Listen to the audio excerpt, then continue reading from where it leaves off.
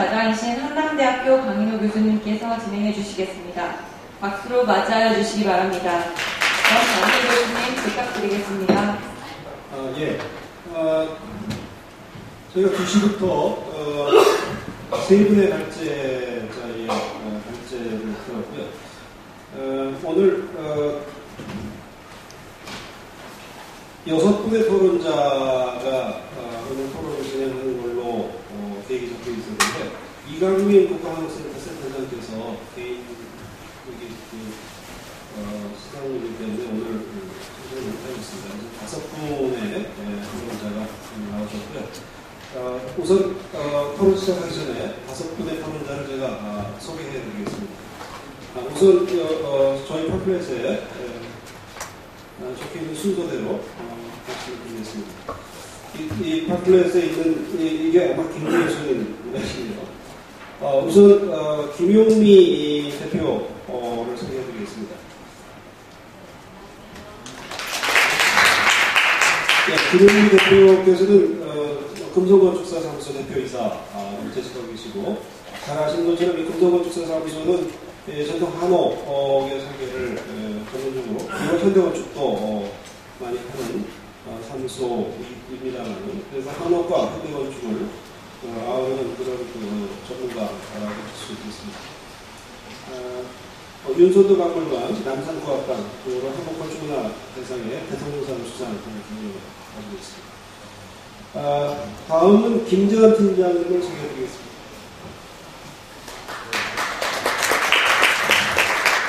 김진환 팀장님은 현재 종로문화재단 문화예술지원팀 팀장으로 재직하고 계시고요.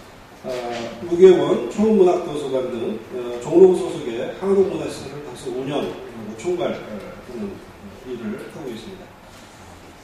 다음은 박준영 연구위원을 소개해드리겠습니다. 박준영 연구위원께서는 현재 LH 토지주택연구원 공공주택연구실 연구위원으로 재직하고 계시고요. 한옥기술개발 국가 R&D 사업 공공건축부문 책임을 맡으셔서 일을 하셨고, 그다음 신한옥형 공공건축물 모델 개발 연구를 진행하고 있습니다. 다음은 이은복 과장을 소개해드리겠습니다. 이은복 과장은 문화체육관광부 지역전통문학과 과장님이시고요. 한스타일 육성 사업, 그다음에 전통문화 지원 발굴 사업 등을 진행하고 계시고요. 2012년부터 한옥 포럼을 후원하고 있습니다. 다음 김정희 과장님 소개해드리겠습니다. 김정희 과장님은 국토교통부 건축문화경관과 과장님이시고요. 건축문화경관 한옥관련진흥정책 제도를 총괄하는 업무를 맡고 계십니다. 그래서 한옥 관련 법제도, 그 다음에 R&D, 그 다음에 인력 양성 사업 같은 업무를 총괄하고 계시고요. 한옥 등 건축 자산의 진행에 관한 법률을 제정하는데 주도적인 역할을 하셨습니다. 역시 2012년부터 한옥 포럼을 후원하고 계십니다. 5분의 토론자를 모시고 오늘 토론을 진행하겠는데요. 우선 토론의 순서는 지금 실제 현업에서 설계를 하시고, 그 다음에 실제 한옥을 관리 운영하는 이런 총괄 업무를 이렇게 하시는 김용미 대표님과 김재환 팀장님 먼저 말씀을 해주시고요. 그 다음에 박준영 연구위원께서 연구 차원에서 경험을 가지고 계시는 분이니까 그 다음 말씀 좀 해주시고, 그 다음에 이은복 과장님, 김정희 과장님 순으로 이렇게 토론을 진행하도록 하겠습니다. 그래서 김용미 대표님께 토론 부탁드리겠습니다. 네, 우리가 공공건축물, 한옥 공공건축물 활성화를 시도하려고 하는 것은 결국 한옥을 활성화하자는 거죠. 근데 공공건축만이 아니라 그냥 공공건축물에 한옥이 지어지면 다시 그것이 민간에 영향을 미칠 수 있지 않을까 하는 생각으로 그런 것 같습니다. 근데 아까 신출 박사 발표하는 거 보니까 공공건축물이 그냥 거의 숙박시설에 한정적인 것 같아요. 거의 기대하는 시선은 별로 없었어요. 그래서 좀 실망을 했고요. 그 이상으로 가야겠죠. 그냥 공공건축물이 또 민간 건축물이든 우리가 한옥이 지어지지 않는 이유. 지금은 굉장히 많은 사람들이 한옥에 살고 싶어하고 한옥이 있으면 가고 싶어하고 하잖아요. 근데 지어지지 않는 이유의 가장 큰 거는 가격이잖아요. 뭐 춥다, 불편하다 이미 많이 해결된 것 같아요. 그리고 시민들 만나보면, 건축주들 만나보면 그 문제가 해결된지 알고 계시더라고요. 워낙에 홍보가 잘 돼 있고, 그래서 그런지 기술개발이 잘 되어서 이제는 더 이상 춥지 않다는 거 알고 계세요. 근데 여전히 문제는 2배 가까이 드는, 아무리 싸졌다고 그래도 2배 드는 가격인데, 그 시나모 그 R&D가 끝날 때쯤에 되게 몇 년 걸렸잖아요. 한 4, 5년 동안 했는데, 그게 끝날 때쯤에는 그 목표가 산업 기반 구축이었습니다. 한옥을 위한 산업 기반 구축인데, 그게 좀 될 줄 알았어요. 근데 산업 기반 구축 근처에도 못 가잖아요. 못 가고 있습니다. 그리고 가격도 실제로는 떨어지지 않았어요. 15만 원 하나만, 지금 언론에 발표된 게 이제 700만 원을 졌다는 거고, 그 가격대를 맞추기 위해서 총력을 기울였습니다. 근데 실제로 시장에서 지어질 때 1,000만 원 이하 떨어뜨리기 너무나 어렵고요. 그 때문에 왜 가격이 안 떨어지는가? 니네 기술 개발했는데 왜 가격은 안 떨어지는가? 산업 기반이 없기 때문이고, 산업 기반은 왜 안 생기는가? 그건 수요가 없기 때문입니다. 그럼 수요는 왜 없는가? 가격이 비싸기 때문이고, 가격이 왜 비싼가? 산업 기반이 없기 때문입니다. 이렇게 맞물려 있어요. 그럼 우리는 어떻게 해야 되는가? 국가는 뭘 해야 되는가? 정부는 일단 산업 기반 시설 구축하는 게 먼저입니다. 저는 사실 기술 개발 더 이상 할 필요 없다고 생각이 드는 게요. 많이 지어지면 기술 개발은 저절로 되어 갑니다. 저절로 민간에서 많이 지어지게 되면 당연히 기술 개발이 되죠. 수요가 없기 때문에 기술 개발이 안 되는 거 아니겠습니까? 그래서 일단 모든 정책은 산업 기반 구축에 많은 지원이 있어야 될 것 같아요. 첫 번째 그 보급 활성화를 위해서는 산업 기반 조성이 이제 먼저고요. 두 번째, 산업 기반 조성, 수요 창출을 위해서 우리가 해야 될 것. 국가가 할 수 있는 일이 뭡니까? 공공 건축물을 한옥으로 짓는 거는 몇 채나 짓겠어요. 결국은 민간이 져야 됩니다. 민간이 지려면 많은 혜택이 있으면 민간이 그 한옥을 짓게 돼 있죠. 근데 혜택이 없어요. 민간이 한옥을 지을 이유가 없습니다. 아파트나 타운하우스를 짓는 게 훨씬 이익이 많기 때문에. 한옥은 특수한 상황이잖아요. 보급을 하려고 그러면은 어쨌든 그 생활형 도시형 생활주택 그 보급하기 위해서 많은 그 법 완화 조처가 있었습니다.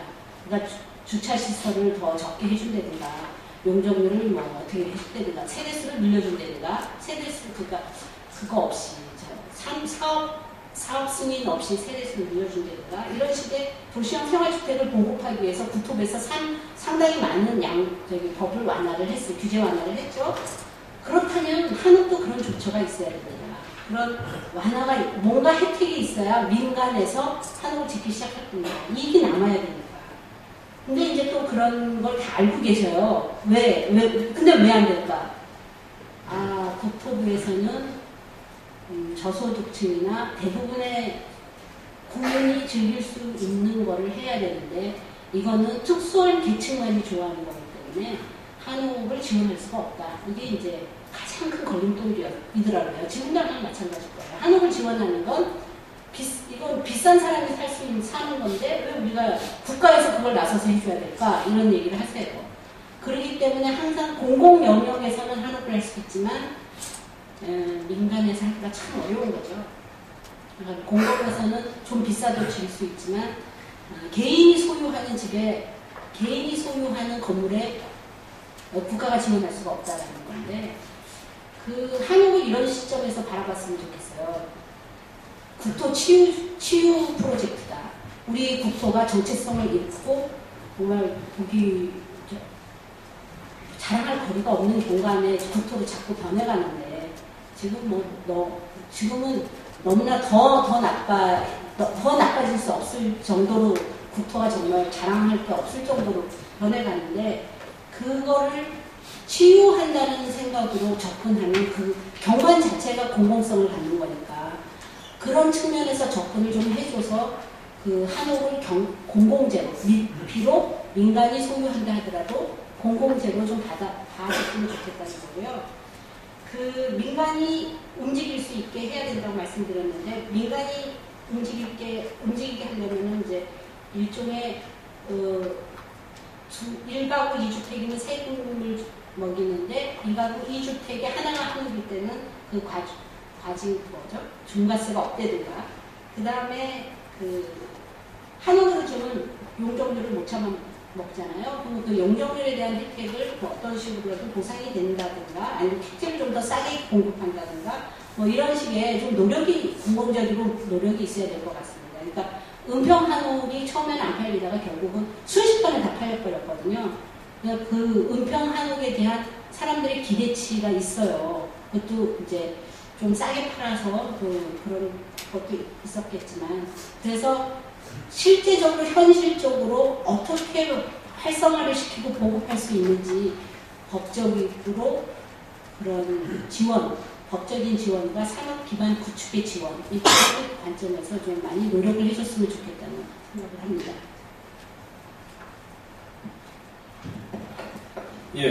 수고하셨습니다. 김영미 대표께서는 이 현장에서 실제로 한옥을 설계하고 또 건축하고 하면서 느꼈던 여러 가지 현실적인 문제들을 지적하시는데 아마 대부분 이제 수요와 관련한 문제에 우선 집중적인 정책적인 지원이 좀 필요하다는 말씀을 집약될 수 있을 것 같습니다. 산업기반을 어떻게 구축할 것인가, 그 다음에 산업기반이 구축되려면 또 수요가 만들어져야 되는데 이 수요를 늘리기 위해서 정부에서 시행할 수 있는 다양한 유도책 같은 거겠죠. 과세, 용역료, 주차, 택지공급 같은 여러 정책적인 지원들이 좀 필요하다는 말씀을 해주셨는데요. 아까 김용미 대표께서 공공건축물, 오늘 주제 공공건축물에 집중되어 있으니까요. 공공건축물의 그 용도 관련해서 아까 신치호 연구 발표하신 내용 중에 그 내용을 조금 설명해 주시면 조사 대상 중에서 공공건축물 지금 DB에 잡혀 있는 것 중에 주 용도가 주로 어떤 거로 잡혀 있습니다? 문화집회시설. 숙박시설은 문화집회시설로 분류가 되는 거죠. 네, 맞습니다. 한옥 체험업이라는 것들이 한옥 체험. 그러니까 일종의 한옥을 활용한 스테이 할 수 있는. 알겠습니다. 오늘 제가 아까 모두에 안내를 안내를 좀 빼놓은 상황인데 저희가 6시까지 시간이 허용되어 있습니다. 지금 오늘 토론자분들이 5분 계시고요. 지금 전체적으로 90분 정도 남았는데 플로어에서 말씀하시는 분들도 있고 또 오늘 발제하신 분들이 좀 보충 설명해 주실 부분들도 있고 해서 이 토론하시는 분들은 보통 한 10분 정도 시간을 쓰시면 될 것 같습니다. 네, 다음은 김재현 팀장님께 토론 부탁드리겠습니다.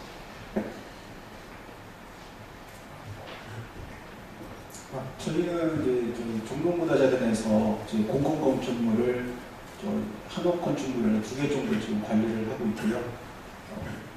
청운동의 청운문학도서관이 지금 이제 최근에 작년에 이제 11월달에 개관을 했고요.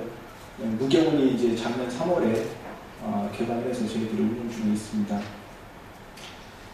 저희 무경원은 이제 전통문화 시설이고요. 거기에서 강좌라든지 체험이라든지 그다음에 회의 장소로 저희를 사용하고 있고요. 청운동 문화도서관 말 그대로 이제 도서관 건물로 활용하고 있습니다. 특히 저희 종로구에서는 특히 그 공공시설물을 질 때 그 한옥에 관한 관심이 상당히 많고요. 구청장님에 대해서 구청장님도 이제 한옥에 대해서 상당히 관심이 많은데 여기에 이제 그 무경원이라든지 청운도서관 같은 경우에는 일반 이제 시민들이 와서 상당히 좋아하세요. 딱뭐 한옥 딱 보고 종로 자체가 또 인왕산자락에 이제 한옥이 이제 두 채가 있어서 주위 경관과 어울려서 상당히 좋다고 하시는데 공공건축물이 이제 한옥 저희는 이제 조금 현대는 가미한 거를 좀 저희들은 줄였고요. 거의 이제 근대 한옥이나 옛날 한옥 같은 걸로 이제 계속 짓고 있는데 공공건축물도 앞으로 이제 한옥을 짓게 되는 문제가 그런 게 좀 있는 것 같아요. 저희 한옥 건물이 이제 또 문화재도 어떻게 보면 아니고 그냥 한옥 건물인데 아까도 잠깐 발제할 때 말씀하신 부분이 있는데 그 한옥의 유지관리 부분에 대한 매뉴얼이 연구했던 매뉴얼이 많이 없는 게 찾아보려면 상당히 힘들더라고요. 쉽게 말해서 그 목조건물 같은 경우에는 방충이나 방수에 대한 그런 부분도 상당히 이제 그 문제가 있는데 예전에는 그냥 화학 제품이 오일 스테인 발라가지고 이렇게 뭐 방충이나 방수 그런 걸 한다 본데 지금 이제 한옥에 또 자연 친화적인 환경이다 보니까 화학 제품을 발랐을 때 좀 문제가 많이 생기는 것 같고 그런 여러 부분들이 운영 관리 매뉴얼에는 지침이 어떻게 하면은 이게 관리가 잘 될 거다 그런 거에 대한 매뉴얼이 부족한 게 지금 사실인 것 같습니다. 그래서 관리하시는 한옥을 아까 말씀하신 한옥을 관리하는 전문가들이 실제로 많이 없는 실정이고 그러다 보면 그런 매뉴얼이 좀 있어야지 관리하는 게 많이 쉽고 또 오래 지속될 수 있지 않을까 그런 생각이 듭니다. 그리고 또 한 가지 이제 저희가 또 이제 활용을 하다 보니까 이제 그 일반 주민들이 사용하다가 이제 문제점을 말씀하시는 게 저희 같은 경우는 한옥 내부 시설 안에 이기시설을 드리지 않았습니다. 책상이라든지 걸상을 드리지 않고 다 좌식으로 되어 있습니다. 그거를 했던 이유는 우리가 단지 외형적으로 한옥을 하는 것만이 우리 문화가 아니고 그 한옥에 있는 생활 양식 자체도 우리 문화고 우리가 좀 지켜나갈 거다. 그래서 많은 요청이 좀 있었어요. 사용자들이 다 좋은데 다 환경도 좋고 다 좋은데 너무 불편하다. 이 좌식 문화가 좀 불편하다.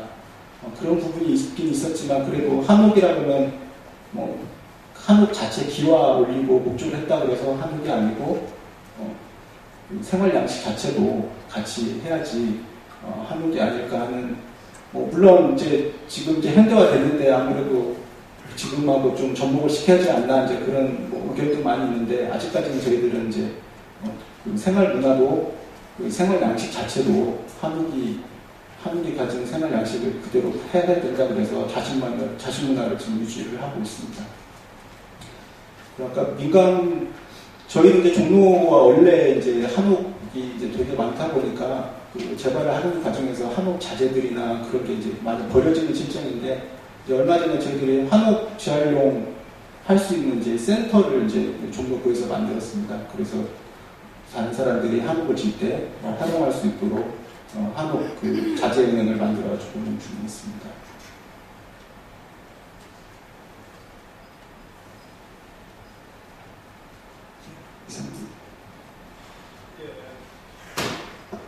네, 수고하셨습니다.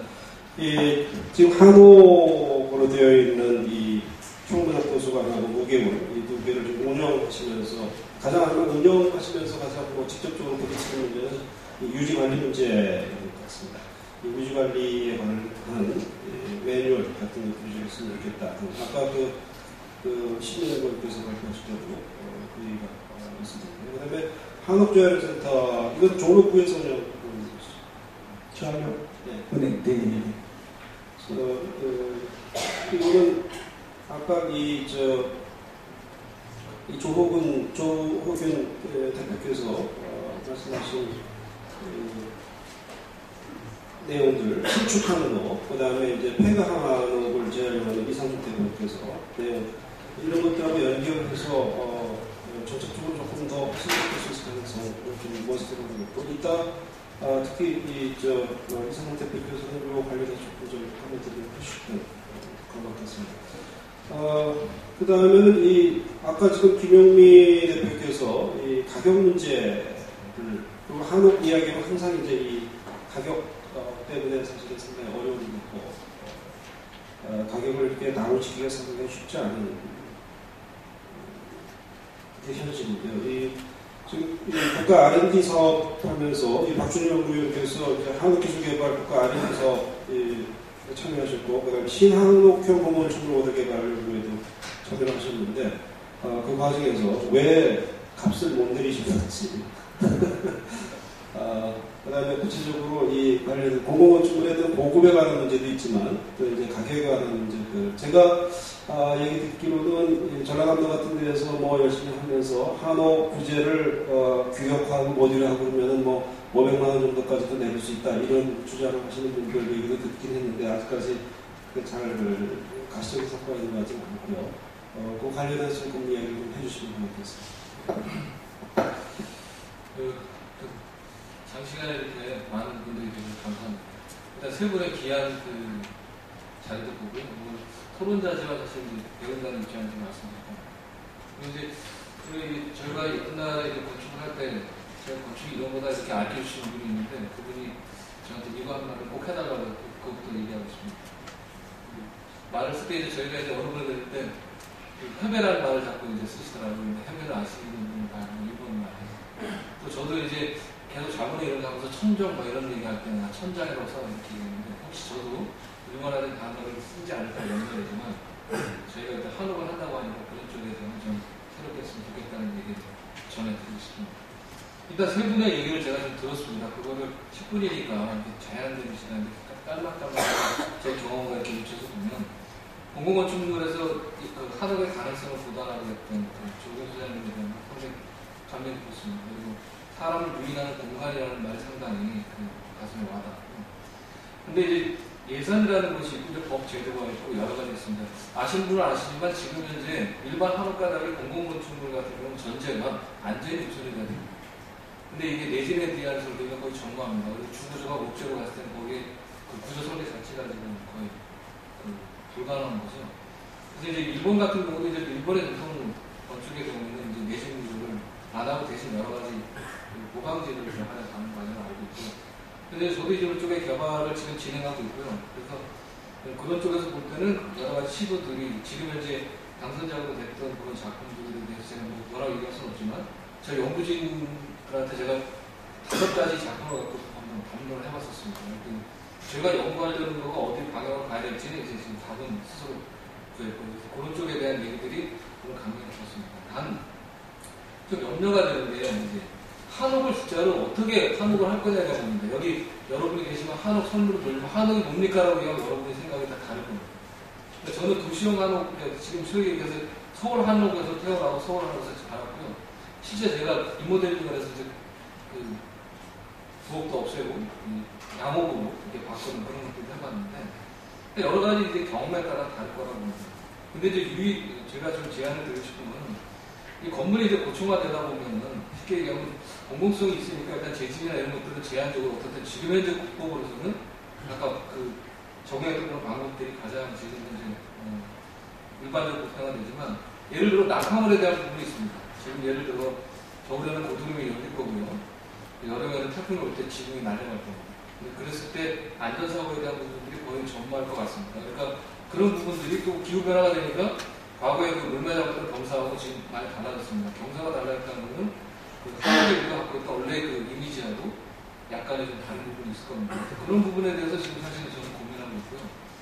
그 다음에 이게 배리어프리에 대한 것들이 일부 이제 반영이 됐지만 실제 배리어프리를 하려고 하다 보면 한옥은 정말로 제한된 조건이 왔습니다. 해화동에 동사무소 가서 보면 제한적으로 운영이 되고 있고요, 사실은. 그래서 그런 쪽에 대한 부분들이 이제 현실적인 얘기가 되고, 아까 유지관리 얘기를 하셨는데, 이제 저는 눈에 딱 그게 띄었어요. 단열재로 예를 들어서 딱 거의 독재 방어대가 끼고 있는데, 제가 도면을 자세히 안 봤는데, 단열재라는 거 아무리 제가 해보라도 내부 수명이 있습니다. 그 수명이 다음에 어떻게 될까 그 걱정이 됐습니다. 왜냐하면 지금 압구정의 아파트, 현대 아파트들이 지금 진행이 꽤 됐잖아요. 그 아파트의 겉에는 멀쩡하지만 사실은 알지만 그게 단열재가 다 강화가 돼서 내부 다 인테리어에서 겨울에 추위를 막았거든요. 그러니까 유지관리라는 건 단순히 유지관리가 아니라 그 내부성에 대한 부분을 갖고 가지 않고 상당히 어렵다. 그리고 한옥에 살아보니까 매년 또는 정기적으로 하는 것들이 많다. 그래서 그런 부분에 대한 것들을 좀 더 고려가 필요하다고 생각이 들었고요. 그래서 저희 쪽에서 지금 하고 있는 것 중에 하나는 현대건축하고 한옥을 이렇게 비교하지 말고 현대건축이 안 갖고 있는 것 중에 한옥 같은 경우는 예를 들어서 공기청정도라든가 관광성 이런 것들이 좋습니다. 그러니까 저는 이제 우리 연구원한테 항아리 얘기하는데 항아리를 넣었을 때 물이 새진 않지만 습기 이렇게 습임을 해서 숨을 쉬지 않습니까? 그래서 현대건축이 말하는 기밀성이나 숨을성을 지향하고 항아리가 갖고 있는 장점들 어떻게 벽이나 이런 공간을 옮겨올 것인가 그런 쪽에 대한 그 시작을 한번 해보자라는 얘기를 하고 있었고요. 그런 쪽이고 그다음에 아까 사후관리 제도에 대한 부분은 상당히 좋은 거라고 봅니다. 근데 이게 시공 가격도 이렇게 설계자가 들어가면 또 좋은데 지금 현재는 시장 자체가 너무 저급한 단계에 있었고 그러다 보니까 설계자들은 실제로 건축가가 자기 역할을 못하기 때문에 사업계하고 어떤 이런 관계를 통해서 진행이 되고 저도 어제 다른 일 때문에 사업계 가서 그런 얘기를 했었는데 오늘 이런 얘기가 나와서 상당히 검토해볼 만한 얘기가 보고요. 두 번째 이제 그 폐가 한옥을 이제 스마트 한옥인데 저는 여기서 이제 그걸 봤습니다. 과거의 문제를 현실적으로 어떻게 해결하느냐. 그 다음에 현실에 우리가 생각하지 않았던 미래의 상들을 이렇게 본 것 같습니다. 창신 기제는 과거의 문제들을 현실적으로 해결하는 하나의 사례라고 보고요. 그 다음에 근본물레 같은 경우는 좀 미래적인 것들 아니야. 그러니까 시간이 들어나 석가래라고 얘기하는 건 상당히 시골 통신 자체가 아니라 그 기본으로 갖고 있는 석가래 갖고 있는 전통적인 개념과 또 원형의 석가래가 가면서 이제 그 여러 가지 주는 그 공간적인 맛 그런 것들이 제주도라고 하는 바람이 많은 그런 공간하고 어울려서 진짜 풍광을 이루어졌다는 것을 상당히 그런 쪽에 많은 그 감명을 받았고요. 그러니까 신추 부영모님이 하시는 걸 보면 그 고국가 활성화를 위한 정책인데 저는 일단 그게 문제인 것 같습니다. 한옥 유지관리 대상인데 지방에 따라 서울도 마찬가지고 서울도 구청에 따라 다르고 만약 유지관리 대상을 쓰려고 한옥이 어떤 게 한옥이라는 기준을 적기 어려울 겁니다. 그래서 일단 지금 정부 쪽이나 시장에서 이렇게 한옥에 대한 정확한 개념하고 거기에 따른 유형을 분류해주고 그 유형에 따라 그 건축물 그 관리 대상이라든가 유지관리 대상을 실제 기입하고 관리할 수 있는 그런 공무원들에 대한 어떤 체계들이 잡혀 있지 않은 상당히 어렵겠다는 생각이 듭니다. 다행히 그래도 어떻든 올해 한옥 건축 자산이 진행하는 법률이 시도가 돼서 아까 이제 발표할 때 나왔었는데 기존의 한옥이 갖고 있던 그런 정의가 되게 제한됐었어요. 그래서 그 한옥이 과거 제한된 것이 현대건지 그런 부분에 대한 것들이 건축 양식으로 이제 전통 양식으로 풀었기 때문에 상당히 이제 그 오픈될 수 있는 기회가 많겠다라는 생각이 들었고요. 그리고 이제 아까 좋은 지적을 했는데 숙박시설하고 예를 들어서 이런 문화시설이 어차피 숙박시설로 들어가기 때문에 그게 대다수인 것 같습니다. 그래서 저희가 이제 지금 하고 있는 거는 신한옥은 공공건축물인데 엄밀히 말하면 한옥은 아니고요. 그렇다고 신한옥은 아니고요. 한옥에 갖고 있는 장점하고 신한옥에 갖고 있는 장점 가운데 합쳐서 현대건축으로 합쳐가지고 어디는 한옥의 어떤 모양이나 형태가 있을 수 있고 어디는 현대건축 갖고 있는 것들을 가질 수 있겠다는 걸 연구하고 있습니다. 그래서 그런 쪽에서 이제 저희가 지금 한 것은 뭐냐면 두 가지 트랙으로 가고 있습니다. 지역형이라고 해서 지역에서 필요로 하는 이제 뭐 도서관이라든지 복지관이라든지 이런 걸 하고 있고요. 또 아파트가 이제 800만 채가 넘는 세상이니까 사실은 아파트의 주거문화를 선도해야겠다는 생각인데 아파트의 부대복리 시설을 그 한옥형의 어떤 것들로 좀 생활을 담자라고 해서 또 경로당이나 예를 들어 관리사무소 뭐 이런 여러 가지 어린이 시설 이런 것도 있겠죠. 근데 생각을 해보니까 지금 우리가 저수상 고령화이기 때문에 실제적으로 여러 가지 사람들이 주거단지에 대해서 이게 보급만 된다면 상당히 좋겠다. 그래서 지금 원래 실증을 하려다가 LH 사정이 안 좋아서 그거는 못하게 되고 제가 모델로만 제안하는데 저희 쪽에서 지금 접근하는 여러 가지 사람 중에 다양한 시설들을 공공건축물로서 한옥의 어떤 스타일이나 한옥의 개념을 가지고 접근하는 방법에 대한 것들을 연구하고 있어서 이런 쪽에 오늘 신박사님이 얘기하시는 것들을 상당히 도움을 받았고요. 그리고 이제 아까 예산에 대한 부분인데 예산은 정확히 이렇습니다. 일단 아실 분은 아시는데 예를 들어서 전통 한옥을 갖다 전통 한옥을 현대적으로 했을 때 한옥을 주려면 이게 전통 한옥이라고 해서 요일표가 다른데 이게 실제적으로 이제 저희한테 그런 경험이 있었는데 윤중모텔로 세국동에다 이제 그대로 또 하나 가서 좀 매니지에서 줬거든요. 근데 이게 그리고 전통을 그대로 갖고 온 거니까 이게 그럼 전통 건축을 지은 건지 아니면 새로운 주택을 지은 건지 건축을 그런 기준이 뭐가 거예요. 그리고 설계 수가 자체가 지금 전통적으로 했을 때 이제 요일표를 주고 있는데 그거 갖고는 사실은 정확한 디테일이나 여러 가지가 없기 때문에 어렵다는 것도 있고 그래서 이게 단순히 업자라고 얘기하고 좀 죄송하지만 어쨌든 생활전선에 있는 전문 이런 쪽 한옥이라고 하는 그 명칭을 갖고 가시는 분들에게는 공사비에 따라서 이제 우후죽순합니다. 그래서 지금 일부 흑자는 전라남도에 지금 공급했던 한옥이 오히려 역으로 한옥에 대한 그 부정적인 생각을 갖게 하지 않는다라는 그런 것들도 이제 일부 언급이 되고 있고요. 그래서 그런 쪽에서 코스트의 문제가 아니라 사실 저는 코스트는 적정하게 이 한옥으로 우리가 개발하고 보급하려고 할 때 적정하게 들어가는 돈에 대한 거는 가치를 줘야 되겠다. 근데 이게 단순히 그냥 공급 단계에서 벗어나서 지속적으로 유지관리라고 하는 게 뭐고 실제적으로 지금 보급할 때 대부분 마켓이라든가 이런 쪽에 저희가 이제 조사를 해보면 이게 평당 얼마입니다를 되게 중요시 하더라고요. 근데 사실은 분이 당신이 매년 살면서 얼마씩 유지관리가 들어갑니다라는 얘기를 거의 옥도 내고 하고 있더라고요. 그걸 안다면 거의 한옥을 살지 않을 겁니다. 그래서 이게 단순히 공급 자체의 예산의 문제가 아니라 실제적으로는 그런 종합적인 것들을 했을 때 현재 그런 기반시설이 되어 있지 않은 상황에서 해당 업체로 이걸 부담하라는 건 거의 현실적으로 어렵고 그래서 1단계 제가 알기로는 한옥에서도 700만 원 선을 맞췄지만 사실 되게 어렵게 맞췄던 것 같고 그래서 예산 부분은 이쪽에 대해서 앞으로 연구를 해가면서 하는 거고 그런 쪽에서 하나씩 맞춰가면서 어떻든 조절을 할 필요가 있지 않나 그런 생각이 듭니다. 이상 세 분의 얘기하는 네, 고맙습니다. 가장 이 한옥 얘기할 때마다 이제 어려운 것 중에 하나가 첫 스텝이 이제 한옥을 어떻게 정의하는가. 이 문제가 항상 어려운 과제인 것 같습니다. 이게 이제 학문적으로나 뭐 이런 좀 학술적인 정의의 문제하고는 조금 다르게 정책적인 지원 대상이 될 때 어떤 것이 정책적인 지원 대상이 되어야 하는가 하는 이런 문제들하고 또 연결되어 있는 것 같고요. 그래서 한옥의 정의에 대한 말씀 좀 해주셨고요. 그다음에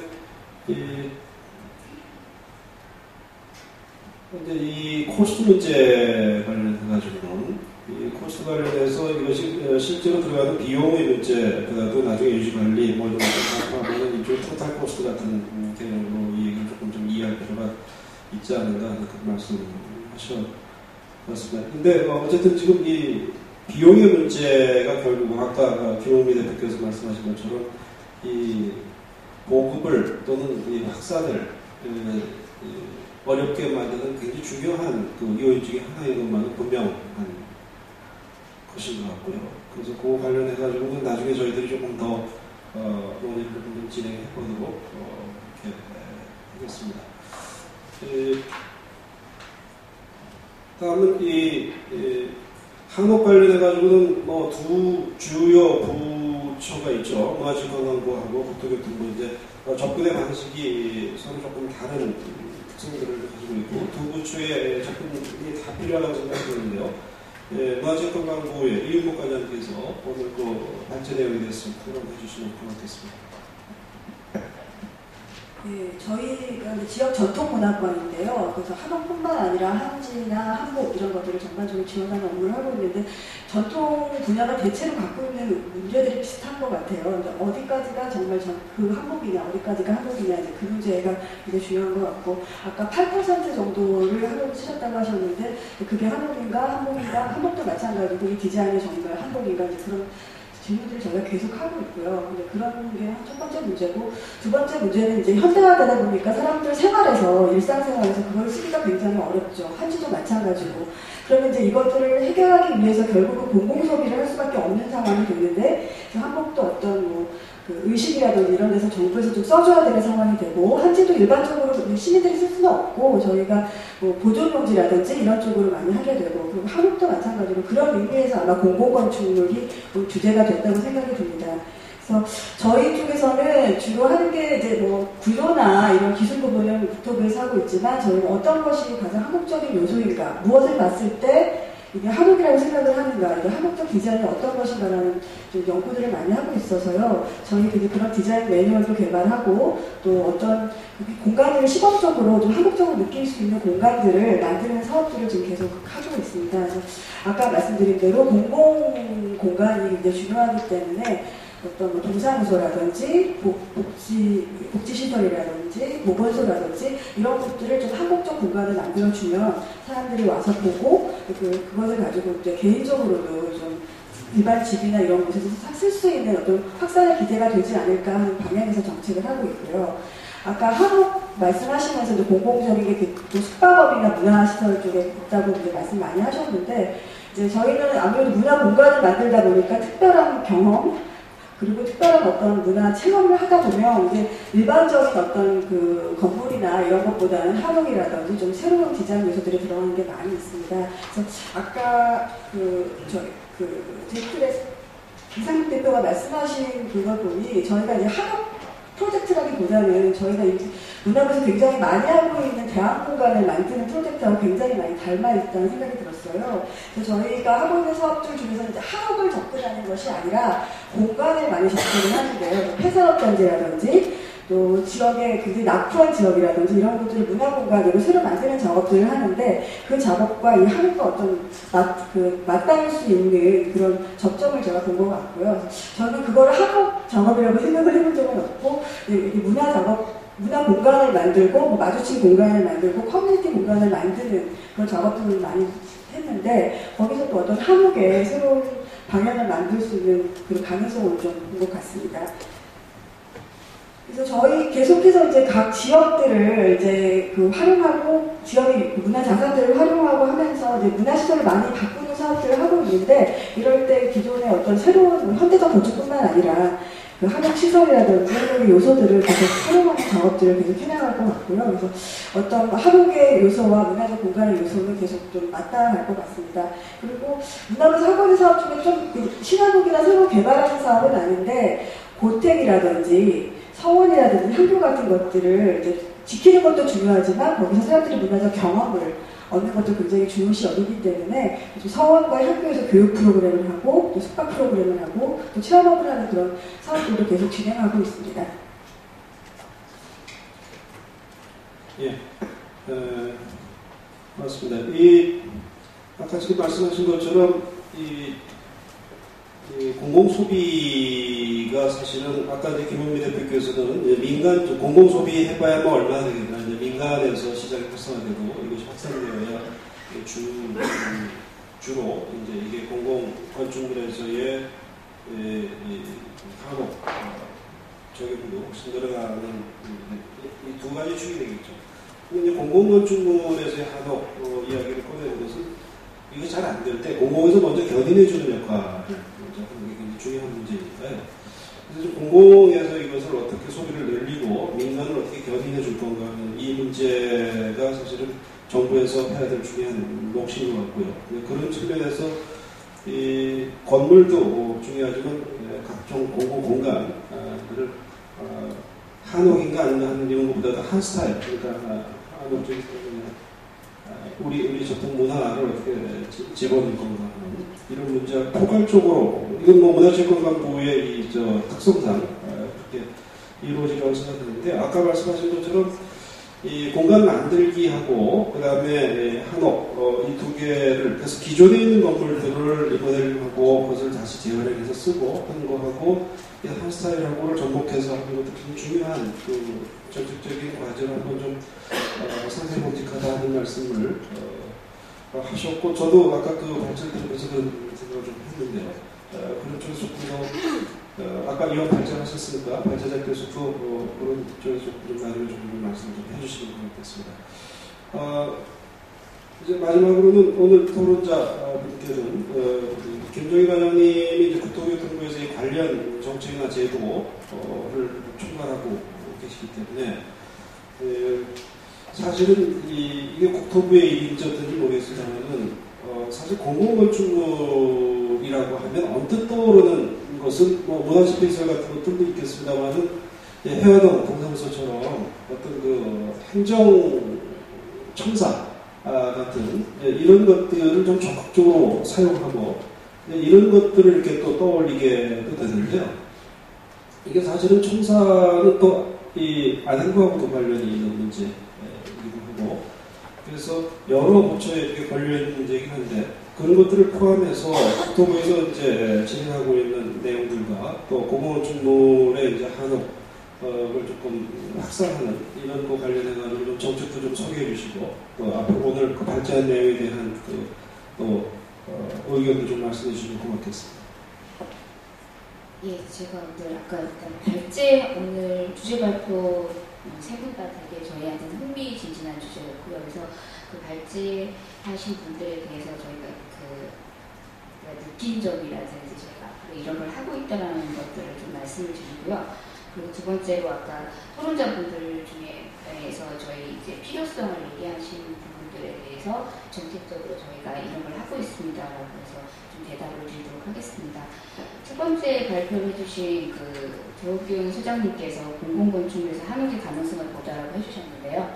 이것 관련해서 정말 아쉬웠던 건 가서 보고 싶었는데 설계만 봐도 좀 아쉽다는 건 있었는데요. 개인적으로는 8%라고 하셨는데 한옥 부분이 8%라고 하셨는데 정말 저희 처음 다가오는 느낌이 한옥이 정말 가까웠기 때문에 이렇게 디자인을 하면 달라질 수도 있겠구나라는 그런 생각을 들었습니다.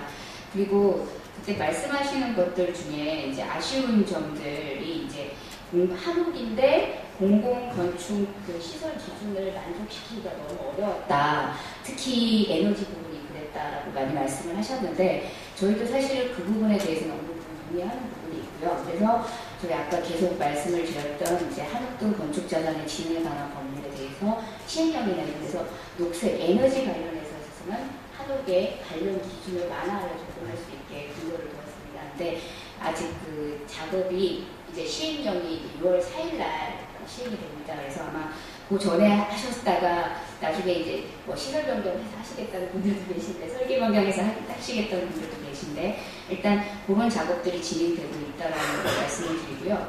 그리고 유지 관리나 이런 매뉴얼 특히나 아까 유지해야 되는 유지 관리를 해야 되는 공무원의 입장에서 그리고 그 시설을 관리하는 입장에서 그런 매뉴얼이 필요하다는 부분에 대해서도 저희 동감을 표하고 있습니다.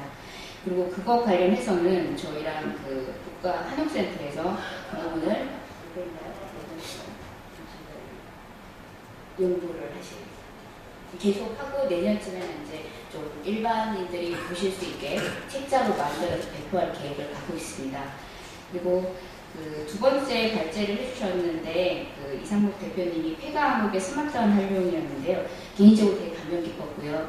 저희가 이제 한옥 등 건축 자산의 진흥에 관한 법률에서 이제 건축 자산이라고 해서 우수 건축 자산이라고 해서 그 지역 문화재급은 아니더라 하더라도 보존해서 활용할 가치가 있는 집들은 그 보존해서 활용하는 방법에 대해서 고민을 하고 있습니다. 그래서 그런 사례들을 참고할 수 있을 것 같아서 앞으로 저희가 정책적으로 추진해 나가는데 큰 도움이 될 것 같고요. 특히 좀 인상 깊었던 게 저희가 이제 한옥 건물을 하거나 옛날 집들을 보면 가장 어려움에 유착하는 것들이 사실은 굉장히 되게 협소한 부분들이 있습니다. 그런데 그런 것들을 가구회사와 협업작으로 해서 첫 단계부터 같이 협업을 해서 잘 풀어나가시는 그런 것들이 되게 저희 개인적으로 감명 깊었습니다. 그리고 아까 이제 우리 토론하신 분들이 좀 얘기해 주신 것들에 대해서 저희가 이제 간단하게 국토부에서 하고 있는 정책을 말씀을 드리면요. 일단 이제 김용미 대표님이 이제 공공시설이 너무 편중돼 있다. 문화시설이나 숙박시설에 한정돼 그게 더 많다라고 말씀하시는데 사실 맞고요. 근데 저희가 사실 이 공공건축물 한옥 지원 사업은 어떤 사업이냐면 지자체에서 공공건축물을 지원을 할 때 일반 건축물에 비해서 단가가 높기 때문에 추가로 드는 비용이 그 차액만큼을 지원하는 사업입니다. 그러다 보니 저희는 이제 사업비 다른 데서 따고 이제 그 차액 부분이라서 지원하는 금액은 그렇게 크지는 않습니다. 그렇지만 이제 함으로 인해서 추가되는 비용을 지원하고 있는데 저희도 당초 이 사업을 할 때는 이제 일상생활에서 우리 주민들이 쉽게 누릴 수 있는 그런 건물들이 그런 시설들이 한옥으로 됐으면 좋겠다. 아까 예를 들면 마을회관이라든지 어린이집, 아까 도서관 이런 것들이 좀 쉽게 접하는 시설들이 한옥이 됐으면 좋겠다 했는데 실상 이제 좀 올 것들은 들어온 것들이 대부분 이제 한옥 체험 시설들이 좀 많이 들어왔었습니다. 근데 이제 저희가 좀 나름 홍보도 하고 해서 최근에는 이제 강진군 달빛마을의 마을회관이라든지 그리고 노원구 어린이집이라든지 그리고 아까 말씀드린 초문도서관도 저희 돈이 조금 들어가 있습니다. 그래서 그런 직업들, 그런 이제 시설들이 조금 더 계속 지어지고 있고요. 저희가 아까 나름 분석을 저희 아까 신추호 박사님께서 연구하시면서 분석을 하셨는데 왜 그러면 지자체 공무원들이 이런 이제 어린이집이나 이런 시설들보다 한옥 체험업, 숙박시설 같은 그런 시설들을 많이 짓게 될까를 고민을 해봤더니 사실상 이 어린이집이나 뭐 이런 공공시설을 담당하시는 분들이 이런 전문가가 아니기 때문에 사업계획서 작성하시는 데 큰 어려움을 갖고 계십니다. 그러니까 일반 건축물은 대충 이제 그 주변에 있는 건축사한테 물어보고 하면 단가가 좀 나오고요. 주로 이 정도 평수의 연만 건축물을 대면 이 정도 돈이 듭니다라는 게 나오는데 한옥은 그런 걸 물어볼 수 있는 데가 잘 없어요. 특히나 지방 같은 데서는. 그러다 보니까 엄두를 안 내는 거죠. 그러니까 자기가 뭔가를 새로 만들어야 되는 것 자체가 너무 힘든 거고 어떤 사례도 없고 그러다 보니 그러니까 숙박시설은 전국에 많습니다. 그러니까 통상적으로 어디 물어보면 그 정도 견적은 나온다. 뭐 이렇게 해서 하시는 경우가 많더라고요. 그래서 그런 의미에서 저희가 올해 말에 저희가 한옥 사업을 공고를 내년 사업을 공고를 할 건데요. 그때는 국가한옥센터 도움을 받아서 조금 그분들이 이런 사업계획서 만드는 걸 좀 쉽게 할 수 있게 그런 걸 하나 가이드를 만들어서 좀 보급을 할 계획입니다. 그래서 그런 걸 이렇게 하게 되면 조금 훨씬 더 다양한 시설들이 나오지 않을까 좀 그런 생각이 들고요. 그리고 아까 지금 강인우 교수님께서 말씀을 하셨는데 가장 큰 건물, 아까 지금 청사라든지 이런 저희 정부 청사관리소에서 운영하는 시설들은 되게 다 건축물이 규모가 크다 보니까 아까 우리 조은교 소장님도 말씀을 하셨지만 그러니까 그 건물이 크고 또 에너지도 적용이 돼야 되고 그리고 저기 말씀하시는 것처럼 안전, 구조나 이런 부분들이 적용돼야 되는 부분이 있어서 솔직히 말씀드리면 죄송하지만 그런 구조나 안전 부분에 대한 연구가 이 R&D 팀에서 고생하고 계시지만 이게 많이 돼 있지 않습니다. 그래서 그런 것들이 어느 정도 데이터화되어야 아마 앞으로 이제 그런 쪽으로 확산되지 않을까 그렇게 생각을 합니다. 그리고 아까 우리 김용민 소장님께서 아픈 데를 지적을 해주셨는데요.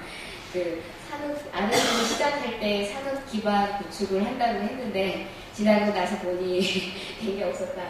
저도 그 말씀에 조금 인정하고요. 저희가 사실은 R&D를 통해서 확산을 하면 이제 가격이 많이 낮춰질 수 있을 것 같았는데 생각만큼 많이 낮추지는 못했고요. 그래서 그래도 저희는 이제 따뜻하고 신한옥의 성과라는 건 이제 따뜻하고 편리한 한옥이라는 모델을 좀 제시하지 않았나 그런 의미에서 좀 의미가 있지 않았나 이런 생각을 하고 있고요. 그리고 아까 말씀드렸습니다. 저희가 공공건축물에 대해서 한옥 지원을 하는 건 사실상 제일 좋은 건 민간에서 한옥을 많이 지어주는 겁니다. 민간에서 한옥을 많이 짓고 우리 국민들이 이제 한옥에서 사시는 분들이 많아지는 게 제일 좋은 건데 그렇게 가기가 조금 어려우니까 일단 공공시설물부터 한옥으로 좀 해보자. 하지만 아까 말씀하신 것처럼 공공시설물의 시장이 그렇게 큰 것도 아니고 그렇기 때문에 실제로 이 시장이 확대되고 산업화되려면 시장이 커져야 된다라는 부분에 대해서 정말 동의를 하고요. 그래서 이제 저희 쪽에서 지금 고민을 하고 있는 건 한옥 마을에 대한 지원을 좀 고민을 하고 있습니다.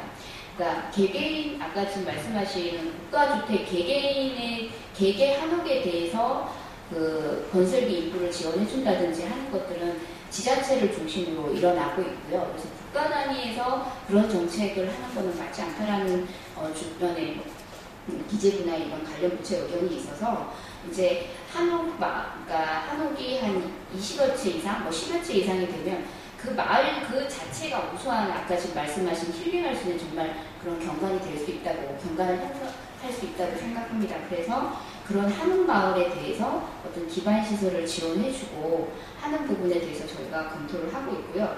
그래서 올해 이제 한옥 마을에 대해서 지원을 할 수 있는 부분은 아까 말씀드린 한옥동 건축자산의 진흥에 관한 법률에 들어 있습니다. 국가가 재정적 지원을 할 수 있다고 되어 있기 때문에 저희가 이제 기재부하고 좀 협의를 해서 좀 내년에는 작게나마 그런 걸 한번 시도해 보고자 합니다. 그리고 아까 박준영 위원님께서 말씀해주신 유지관리 대장 관련해가지고 한옥 기준에 대한 유형 분류라든지 그리고 이런 얘기를 많이 해주셨는데요. 저희도 지금 이제 저희가 한옥 건축 자료의 진행에 관한 법률에서 한옥에 대한 기준에 대해서 일단 저희가 고시를 하도록 되어 있습니다. 왜냐하면 저희 법에서는 한옥을 짓게 되면 아까 김용미 대표님께서 말씀을 하시는 뭔가 인센티브가 있어야 된다. 뭐 세제 지원이라든지 아니면 뭐 용적률을 얹어준다든지 뭐 이런 식으로 그런 게 없으면 이게 한옥이 활성화가 될 리가 없다라고 말씀을 하셨는데 이제 뭐 용적률 거기까지는 안 가더라도요. 이제 한옥의 저희 법에 보면 이제 한옥의 특성을 고려해서 한옥이라는 게 대부분 2층으로 많이 올라가지는 않고 몇 층씩 올라가는 건축물은 아니지 않습니까? 그러다 보니 이제 저희는 금폐율에 대해서는 좀 규제를 풀려고 그런 조항들이 들어있고요. 그래서 그런 특례들을 이제 금폐율이라든지 대지안의 공제라든지 뭐 이런 것들에 대한 이제 저희가 특례를 규정을 했습니다. 근데 그런 특례가 규정이 돼서 적용을 받으려면 한옥이란 어떤 것이어야 되는 거에 대한 세부적인 기준이 있어야 되지 않냐 그렇게 얘기를 하셔서 이제 국가 표준이라고 말하죠. 이 국가 표준이라는 게 저희가 표준 모델을 만들고 이런 개념이 아니라 이런 게 한옥이다라는 그런 걸 만드는 기준을 만드는 작업을 국가한옥센터랑 같이 하고 있고요. 아마 연말쯤 되면 그 기준이 나올 수 있지 않을까 생각을 합니다. 그리고 아까 예산 관련해가지고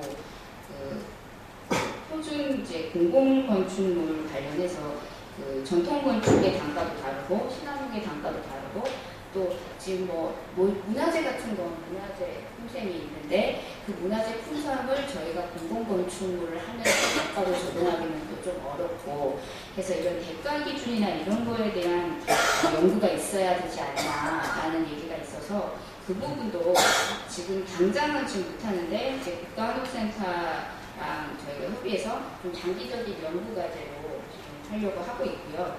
예. 그렇습니다. 그리고 이제 마지막으로 이제 저희가 하고 있는 사업들을 조금 더 말씀을 드리면 일단 아까 말씀드린 것처럼 지자체에서 공공건축물을 한옥으로 지었을 때 지원하는 사업과 더불어서 그리고 인력의 양성 사업을 그동안 했었는데요. 근데 이건 이제 이른바 교육사업 일원화로 인하여 이제 이 사업이 고용노동부로 넘어갔습니다. 그렇지만 그 고용노동부 주관으로 또 이제 한옥 설계 인력 그리고 중간 관리자 양성 인력 사업은 계속 될 거고요. 그리고 이제 저희가 하고 있는 게 한옥 공모전을 하고 있습니다. 그래서 대한민국 한옥 공모전을 하고 있는데요. 아마 계획 부분과 또 준공 부분 그리고 사진 부분 이렇게 해서 세 부분에 걸쳐서 하고 있는데 이제 한옥을 좀 널리 알리고 일반 사람들이 좀 관심을 가졌으면 좋겠다라는 그런 취지에서 저희 국가한옥센터와 저희가 같이 하고 있습니다. 그래서 아마 오늘 오신 분들은 다들 그래도 한옥에 대해서 관심을 갖고 계시는 분들일 거라고 저희가 믿고 나중에 저희가 사진 부분 같은 경우에는 참여가 되게 자유롭습니다. 뭐 8인만 되거든요. 그러니까 혹시나 본인이 소장하고 계신 한옥 사진이 있다 그러면 한 번쯤 응모를 해주셔도 좋지 않을까 그렇게 생각합니다. 예, 이상입니다. 예, 감사합니다. 지금 국토부에서는 이 한옥 건축문화경관과에서 한옥 관련 업무를 총괄하고 계시는데 지금 건축문화경관과에서 공공건축물에 관한 업무도 하고 계시죠. 예, 그래서 지금 공공건축 상도 지금 운영하고 계시고, 근데 지금 아우리는 국가한옥 센터도 있지만 최근에 공공건축지원센터가 설치되었죠. 그래서 아우리에서 혹시 오늘의 주제가 이제 공공건축물에 있어서의 한옥을 어떻게 적용해 볼 건가 하는 한옥 함께 쓰기 주제가 그런 주제이기 때문에 사실은 건축문화경관과에서는 공공건축물도 업무 범위에 들어있고요. 그 다음에 한옥도 업무 범위에 들어있는데, 아우리도 그 조직 내에 국가한옥센터도 있고 공공건축지원센터도 있어서, 아우리에서 혹시 공공건축지원센터와 국가한옥센터가 서로 협업해서 이 공공건축물의 한옥을 이렇게 조금 보급 확산하는, 공공건축지원센터가 설치된 지 얼마 안 됐기 때문에 지금 제가 알기로는 상당히 그 사업계에 있어 리뷰해 주는 것만 해도 굉장히 좀 순차한 것 같긴 한데, 저 중장기적으로는 그런 거에 대한 어떤 혹시 계획이 있으시거나 또는 장기적인 전망을 좀 가지고 계시면 나오면서 혹시 그런 얘기도 조금 좀 소개해 주시면 고맙겠습니다.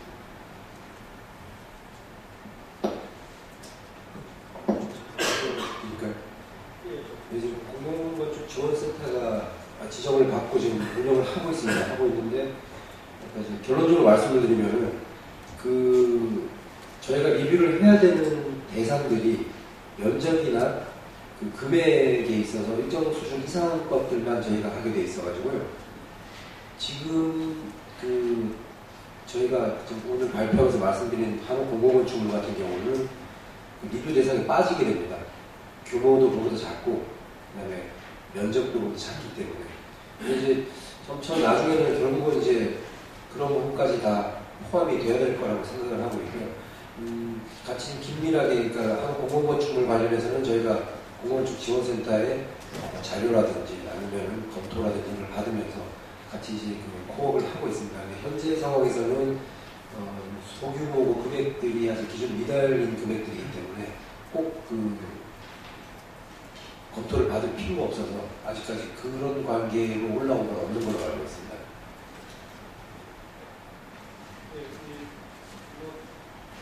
제가 그런 말씀을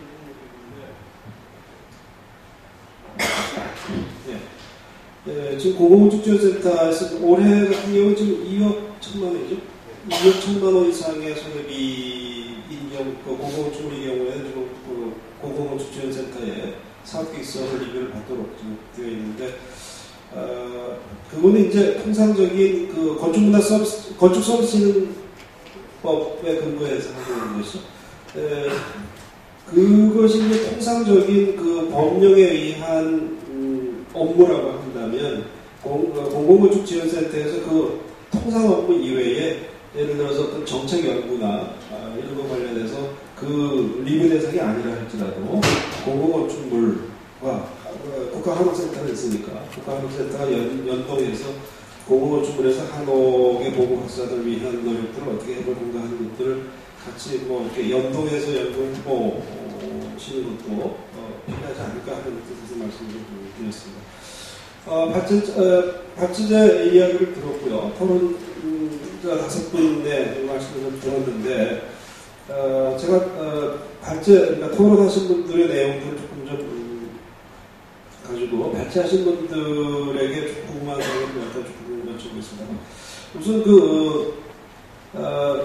한옥의 정의나 이런 것들과 관련해서 공공건축물의 정부 차원에서의 정책적인 지원 또는 유도 이런 정책들을 펼 때에는 아까 말씀하신 것처럼 여러 가지 이 정책 대상이 이게 되느냐 마느냐 하는 것은 결국 정의의 문제와 관련된 것 같고, 이게 한옥이냐 아니냐 하는 문제하고 직접적인 연관이 있을 수밖에 없고, 또 하나는 공공건축물이 가지고 있어야 될 여러 가지 이제 이 제도적인 또는 국가 차원에서의 기준, 예를 들어서 방제, 안전, 내진 이런 것들의 어떤 기준 충족의 문제들이 여전히 있는데, 아까 조훈 대표께서 소개해 주신 사례 같은 경우에는 주 구조물을 철물 구조를 했기 때문에 구조 개선이나 이런 것들이 이렇게 일반적인 건물하고 크게 다르지는 않았으리라고 생각이 들지만, 이제 목구조로 전통적인 목구조 같은 걸 했을 때 내진 성능 같은 것들이 충족된 걸 어떻게 입증하는지, 이런 문제들이 여전히 어려운 문제로 남아있는 것 같습니다. 그거는 김영미 대표께서 우선 좀 말씀해 주시죠. 내진 설계 전혀 어렵지가 않고요. 이미 내진 설계를 하고 있습니다. 네. 그러니까 민간 주택의 경우는 한옥으로 줄 때 내진 설계가 의무가 아니고요. 그것이 공공건축물일 때는 어떤 한옥도 다 내진 설계를 해야 됩니다. 그래서 다 내진 설계를 하고 있습니다. 구조 계산합니다. 아까 그 구조 계산